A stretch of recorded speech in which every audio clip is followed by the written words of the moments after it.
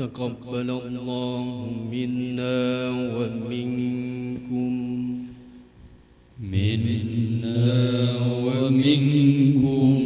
تقبل الله.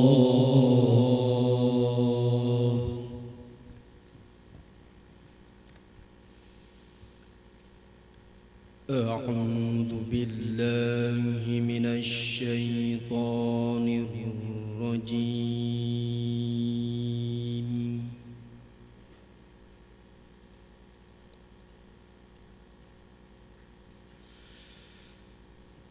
بسم الله الرحمن الرحيم.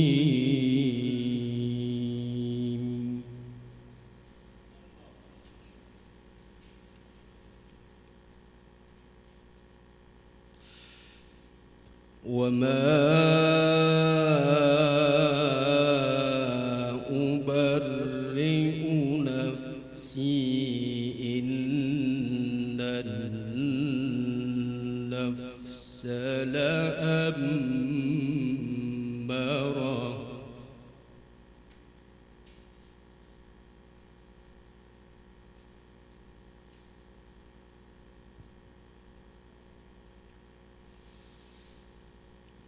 إن النفس لأمارة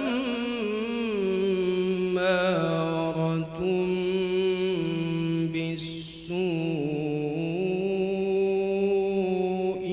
إلا ما رحم ربي.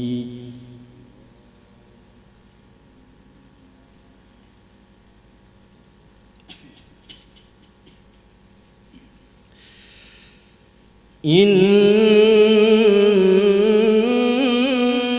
ربي غفور رحيم.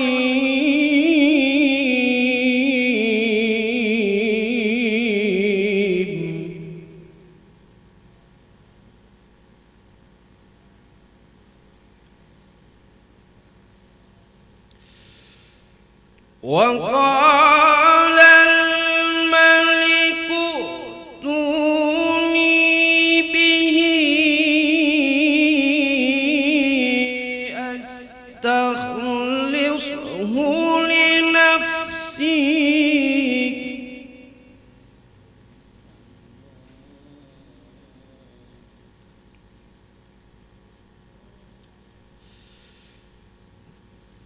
فلما كلمه قال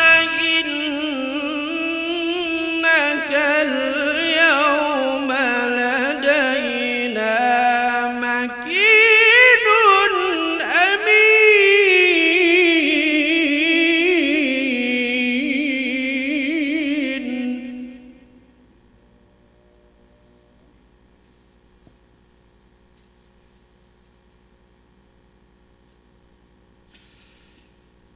قال اجعلني على خزائن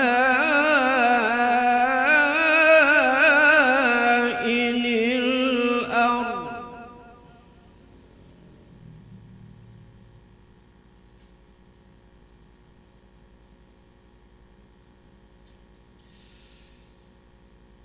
إني حفيظ عليم.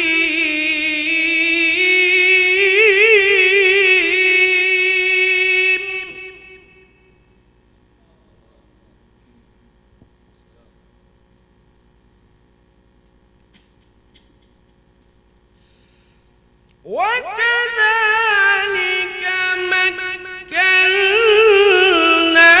ليوسف في الأرض يتبوأ منها حيث يشاء.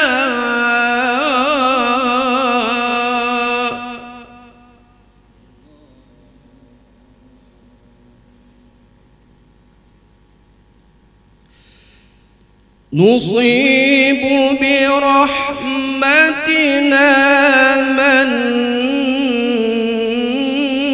نشاء ولا نضيع أجر المحسنين.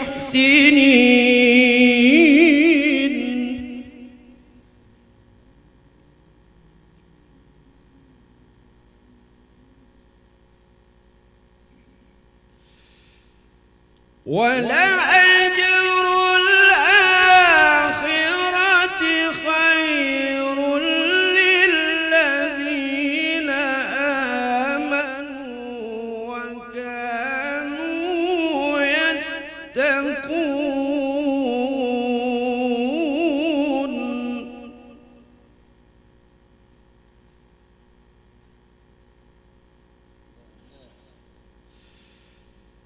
وجاء إخوة يوسف فدخلوا عليه فعرفهم وهم له منكرون.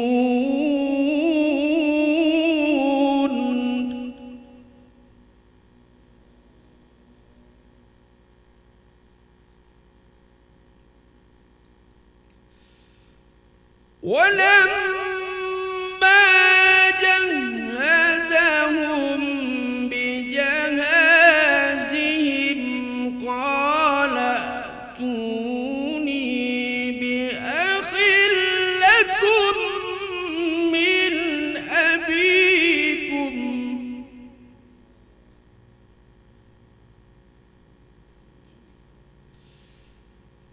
ألا ترون أني أوفي الكيل وأنا خير المنزلين.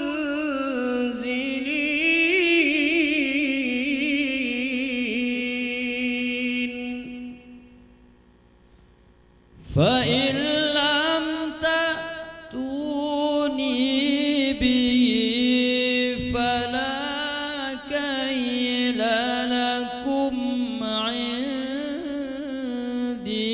ولا تقربون.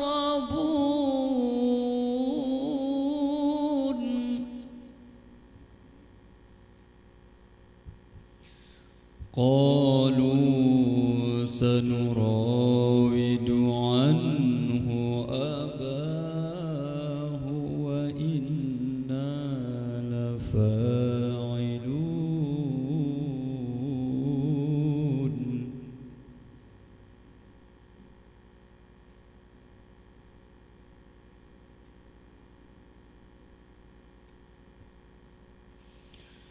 وقال لفتيانه اجعلوا بضاعتهم في رحالهم لعلهم يعرفونها إذا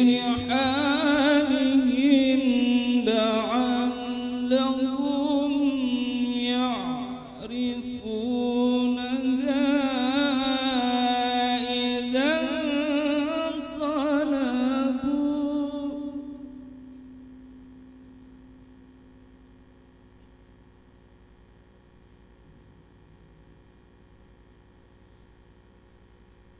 إلى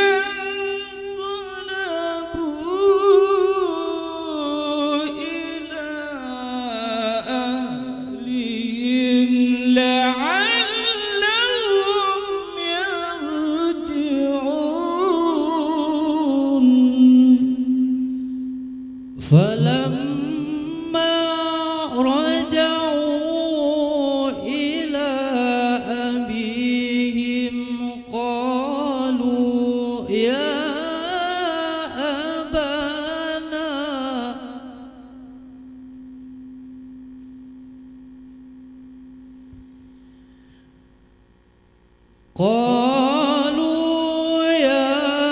أبانا منع منا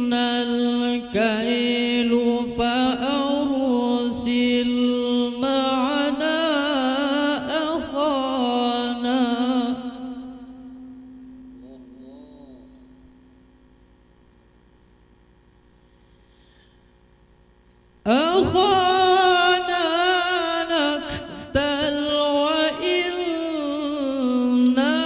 له لحافظون قال هل آمنكم عليه إلا كما أمنتكم على أخيه من قبل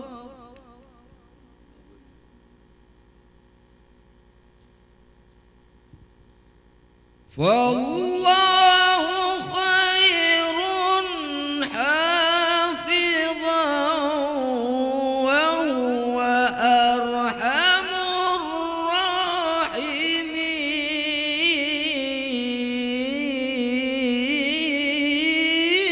الراحمين ولما فتحوا متاعهم وجدوا بضاعتهم ردت إليهم قالوا يا أبانا ما نبغي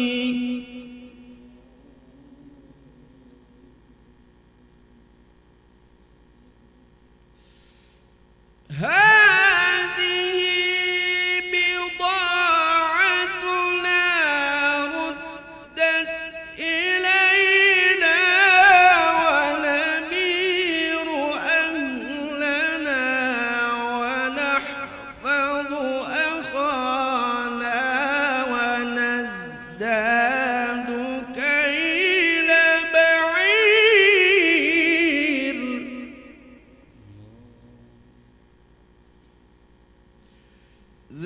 ذلك كيل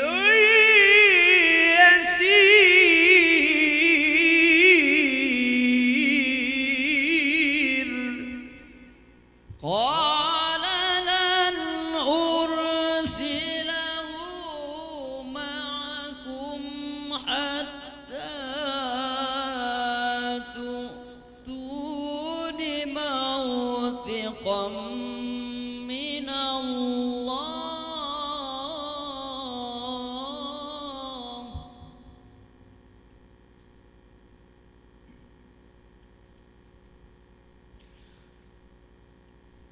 حتى تؤتون موثقا من الله لتأتونني به إلا أن يحاط بكم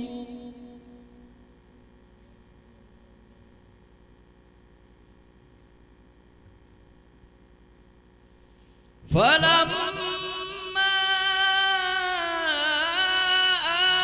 آتوه موثقهم قال الله على ما نقول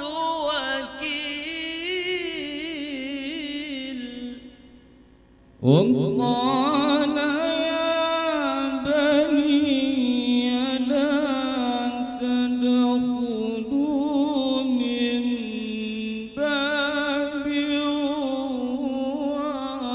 واحد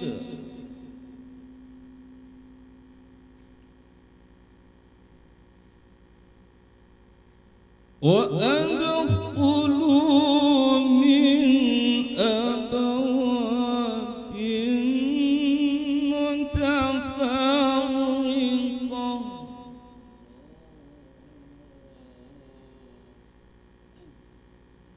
وما أغني عنكم من الله من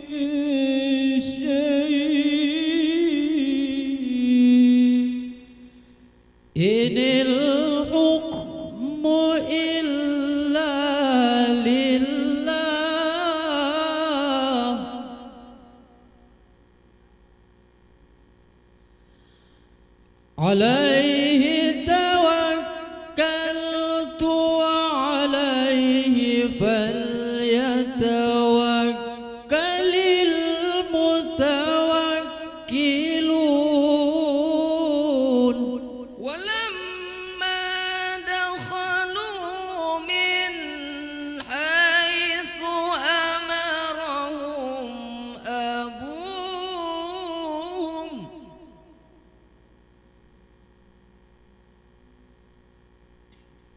ما كان يغني عنهم من الله من شيء إلا حاجة في نفس يعقوب قضاها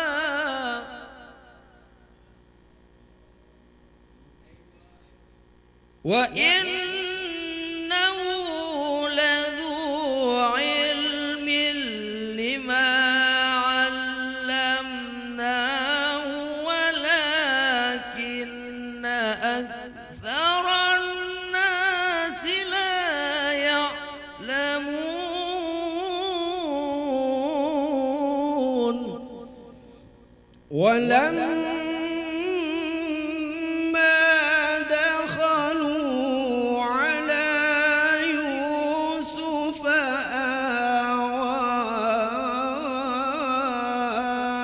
إليه أخاه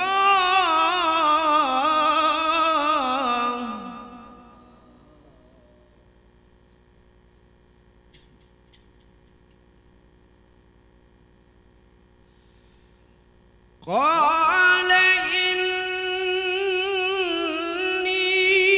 إني أنا أخوك فلا تبتئس بما كانوا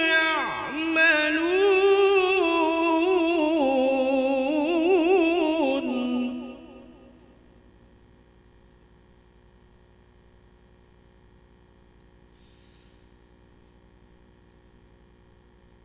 فلما جهزهم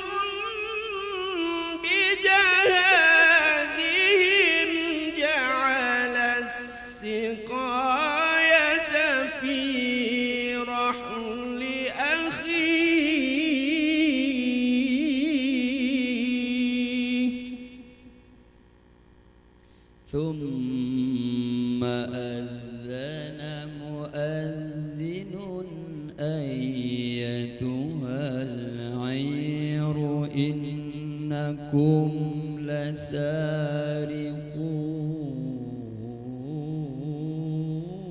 لسارقون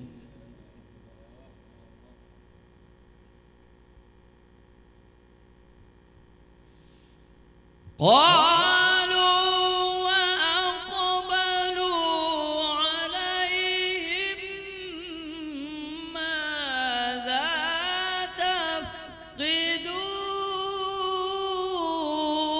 تفقدون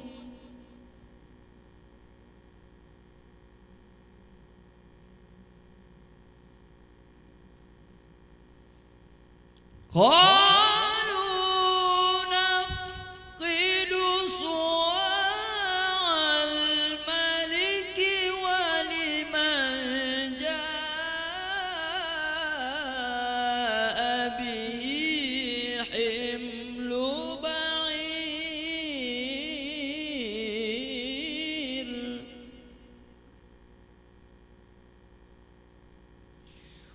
ولمن